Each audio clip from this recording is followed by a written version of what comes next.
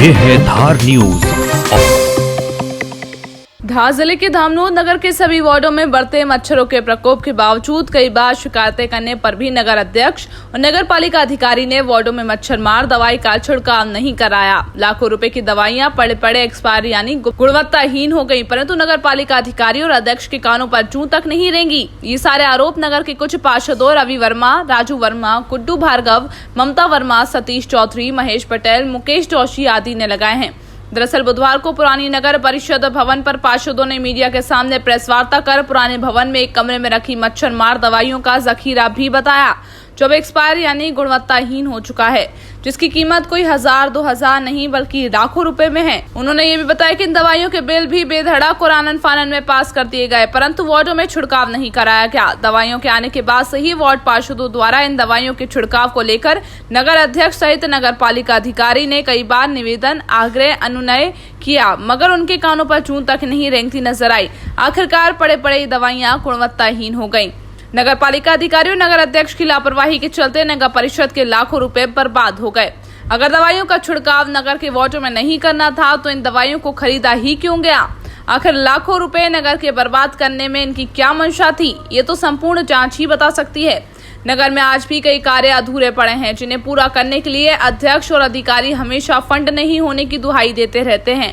आखिर इन लाखों की दवाइयों को खरीदते समय फंड कहां से आए और इनका बिल भी फटाफट पास कर दिए गए? आखिर ऐसा कौन सी मद है जिसे भुगतान किया गया? ऐसे में कहीं न कहीं अध्यक्ष और अधिकारी के बीच सांठगांठ भी नजर आ रही है। नगर पालिका अधिकारी बलराम भूरे ने बताया कि परिषद के गोडाउन में रखा हुआ माल मेरी जानकारी में है। ये जो सामग्री पार्षद द्वारा मीडिया को बताई जा रही है वे अन्य कमरे में रखी हुई है, उसकी जानकारी मुझे नहीं है। मैं उसे स्वयं देखकर जाँच करता हूँ, किसने खरीदी मुझे नहीं पता। वहीं दिनेश शर्मा नगर अध्यक्ष ने बताया कि मेरे कार्यकाल में मेरा द्वारा ये दवाइयां नहीं खरीदी गई, ये दवाइयां पहले से ही एक्सपायर हो चुकी थी।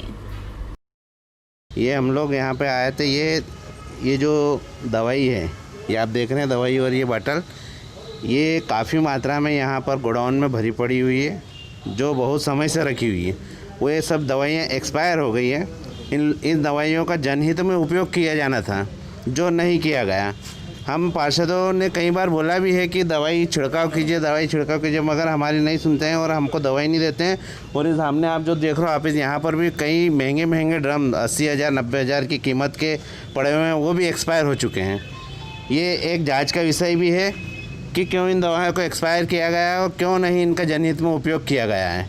जाँच की जाना चाहिए। और ये काफ़ी महंगी दवाई है, देखो जो 2500 रुपये इस पर कीमत लिखी हुई है एक पैकेट की। और ये जो बाटल आप देख रहे हैं इसमें 1650 रुपये कीमत एक बाटल की लिखी हुई है। ऐसी कई बाटलें सैकड़ों और ऐसे कई पैकेट सैकड़ों वहाँ गोडाउन में सड़ रहे हैं, जिनका उपयोग नहीं किया गया। ये पंचायत के द्वारा इनका उपयोग किया जाना चाहिए था। हम काफ़ी परेशान हैं कि हम लोगों को क्यों नहीं, हमारे लाख कहने के बाद में भी हम लोगों को क्यों उपयोग के लिए नहीं दी जाती और हमारे वार्डों में क्यों छिड़काव नहीं किया जाता है। और हमारे वार्ड निवासी हम लोगों को इस वजह से परेशान करते हैं कि दवाई का छिड़काव नहीं हो रहा है। क्या मानते हैं, भ्रष्टाचार है क्या? बिल्कुल भ्रष्टाचार ही साफ साफ दिख रहा है, क्योंकि इतनी महंगी दवाइयों का उपयोग नहीं करना और एक्सपायर हो जाना, इसके पीछे कोई ना कोई तो कारण होगा जो किसी अंजाम को जन्म देगा।